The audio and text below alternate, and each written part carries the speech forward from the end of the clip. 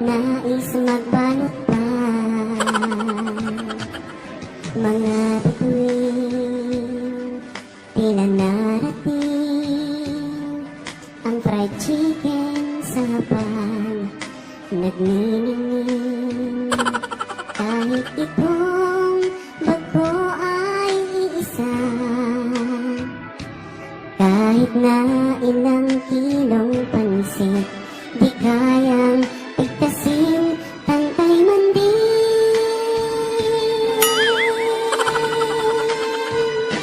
Balutin mo ako sa hiwaga ng plastik na nasa iyong bag.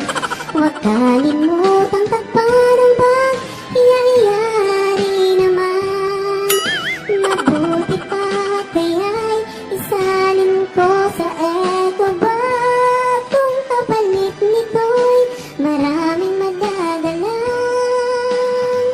pagkain.